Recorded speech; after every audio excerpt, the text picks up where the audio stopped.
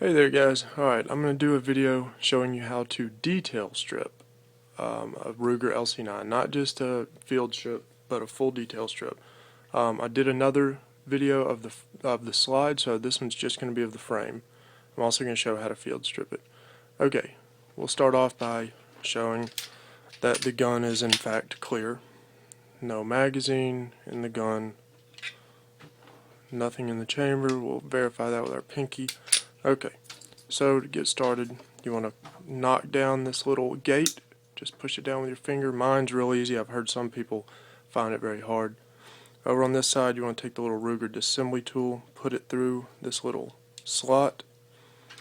Then you're going to come back over here, and with either hand, you're going to align the notch and push out the pin.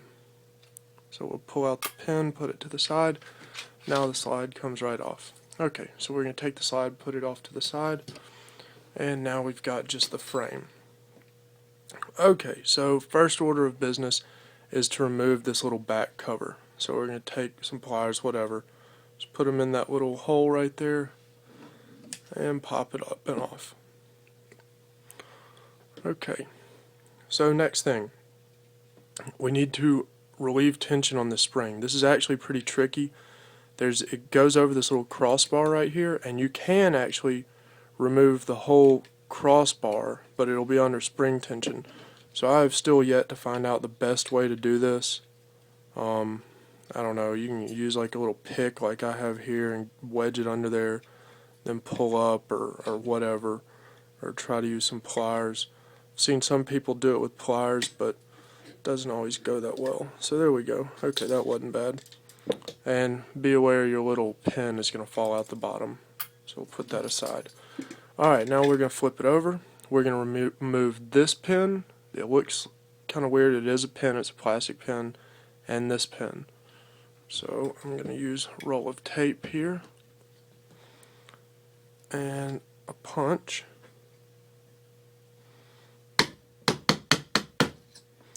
Got that one out.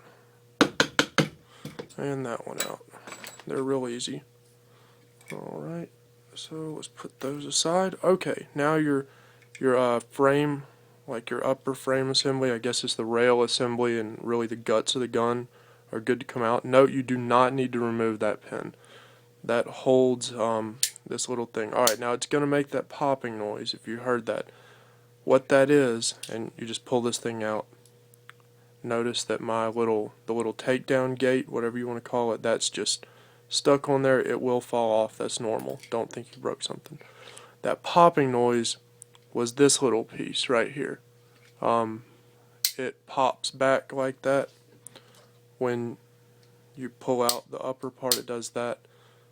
I don't know all the names of these damn parts, man, honestly. So whatever that thing is, if you want to remove it, remove the pin, it comes right out. I've done that.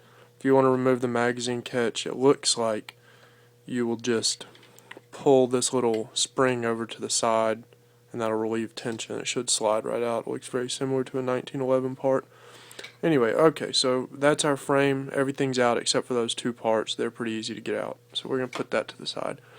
I'm also going to show you how to remove the magazine safety, or the magazine block, whatever you want to call it, the thing that stops you from being able to fire the gun with the magazine in place. I hate that. So anyway, here's one side of this whole assembly. Notice you've got the safety, you've got the slide lock or slide release, whatever you want to call it. Here is your magazine safety right here, this plate. There's a little spring underneath it. Then on the other side we've got the trigger transfer bar. Let's start by getting this off. You just pull it off. It's barely held on there. Notice when you do, this little spring is going to whip around real fast. So don't let it like smack you. You can hold it with your fingernail, and then the trigger transfer bar comes right off. You can slowly relieve tension on the spring. Okay, so we're going to flip back over to this side. I don't even think I really need to remove the safety, but it comes right off, so I might as well. Now this little thing, the slide release, you're going to need to remove it, and it's kind of a pain to get this spring back in underneath it. Just notice how it's in there, because that spring can come out. like it just did. It just went flying over my damn shoulder. Anyway, okay, I found it. Alright, so we're going to put that aside, but that's why you should maybe cover it with your hand or something. Okay, anyway, so now we need to get the trigger cross pin out so that we can remove the trigger and get the magazine safety off. So what you're going to do, if you look down through the top, you'll see this little pin. That needs to come out. We also need to remove this spring, and that's a very simple operation. Just make sure that this pin is aligned with this hole. Well, it has to be if you've got the magazine release on. So anyway, take you a little 1/32 punch or whatever size this is, and you're going to push from underneath the trigger. There's a little hole right here. Push that pin all the way out, and you may have to finagle it a little bit.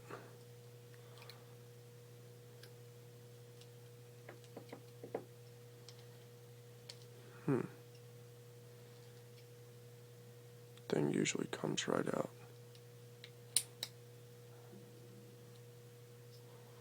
Okay, it's starting to come out. What I did is I just pushed the magazine release in and moved the trigger a little bit, and that kind of helped it to come out, so you might have to do that. So anyway, it's coming out. I'm going to grab some pliers, pull it the rest of the way out. There it is. You see it's got a couple of detents in it. Put it aside. Alright, now you need to remove the spring from the other side. It just comes right out.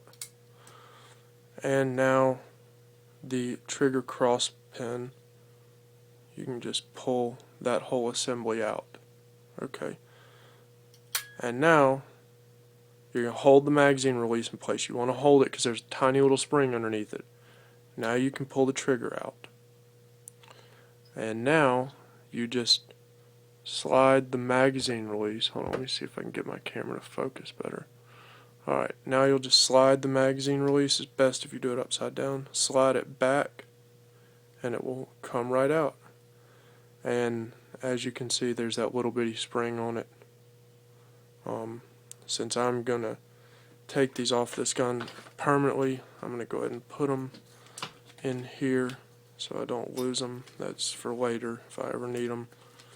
Okay, so now if you want to take the gun down even more than that, you can take out, here's the pin for the hammer. That's the hammer pivot pin. I've heard once you pull that out, the ejector can come out, and I've heard that there's a little plunger inside there that is a pain, so I don't know if I would do that unless you're installing like that Galloway precision hammer mod or something. But you go from this side to that side, so left to right. You can't go right to left. But anyway, that's how to remove your magazine safety, and that's really as far as I want to take it down. You can really get to everything. If you're a fanatic about cleaning every little part like I am, you can pretty much get to everything from this stage of it. So, okay, so let's start reassembling everything. Alright, so now we're going to put everything back together without the trigger safety. So first order of business is going to be to put the trigger back in, hold it in place while we put the trigger cross pin back in. And you want this little part up, okay, facing up like I've got it. So now we've got that in place. Make sure your hole is lined up top. Now you're going to get your little spring, your trigger transfer bar spring. And I'm making these names up, guys, so if they're wrong, sorry.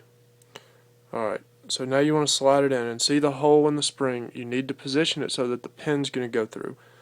The way mine sits, and springs are different, so yours may not be identical to mine, but mine needs to be facing like that, like down, like if your trigger is at 2 o'clock, you want the spring going towards like 10 o'clock. Alright, so we're going to hold that in place. We're going to look down through here and kind of make sure we've got everything aligned so that we can slide the pin back in. And now we will take the pin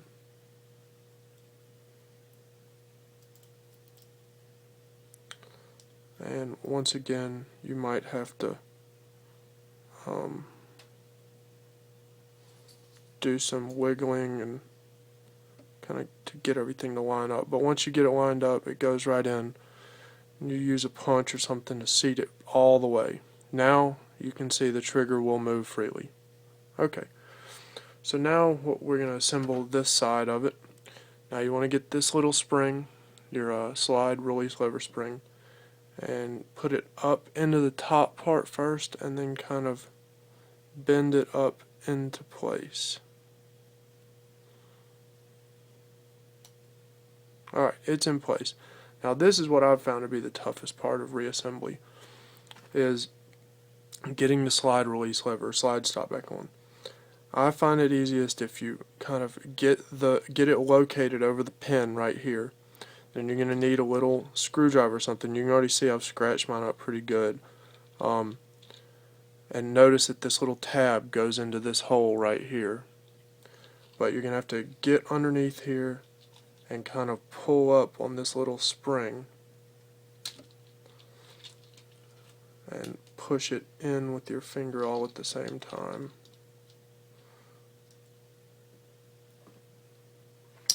There we go. That was actually way quicker than I've ever done it. So there we go. Now it's reassembled correctly. Now we can plop the safety on there. You want to put it in the down position.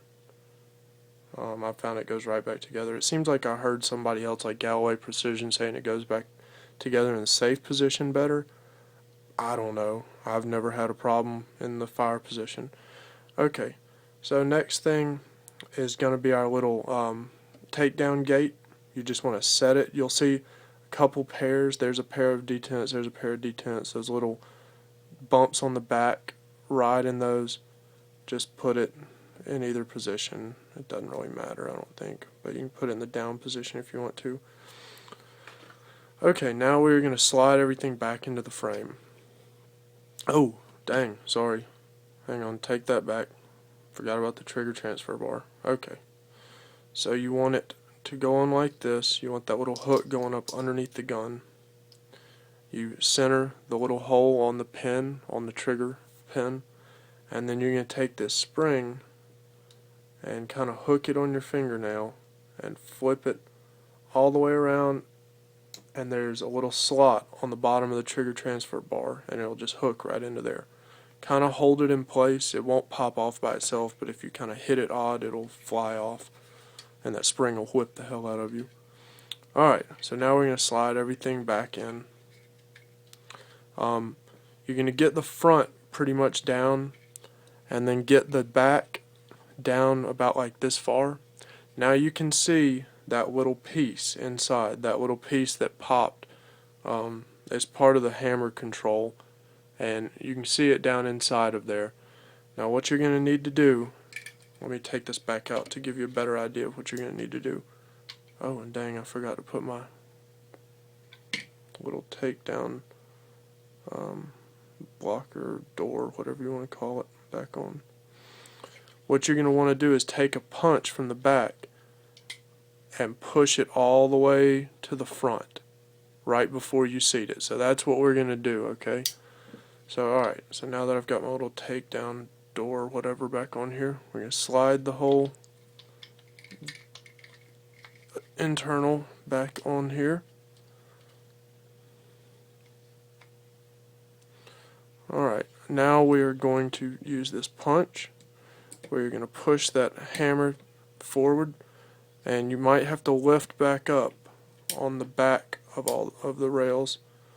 You want it to go all the way forward, and then once you get it all the way forward, you can push down, kind of trap your punch in there like that, and then pull it out. And it'll be in the right position. And it may look, like if you look down in there, it may look like it's not right, but as soon as you rack the slide, it'll go to where it's supposed to be. It'll all work out. So as long as it's in the forward position, you can see mine right here. Let's see, mine's right there. As long as it's in the forward position, you're good. Okay, so now we're going to flip it back over. Oh well, let's put our pins back in first. Alright, so do the back one first. knock it into place. Then the front one, let's see, yeah. Now we're going to get this little pin and we're going to set it down into this slot. It just sits down in there. Now we will grab, use whatever. I've found a little hook works well. I'm going to hook my spring and then I'm going to pull up on my spring. It's actually a tough little spring. Hook it onto the little bar or the little pin and then pull the hook out from underneath it. Now notice there's a little detent in the middle of the bar. There you go, slide it over, make sure it's in that detent. Then we will pop our little cover back on and you're good. So slide the slide back on.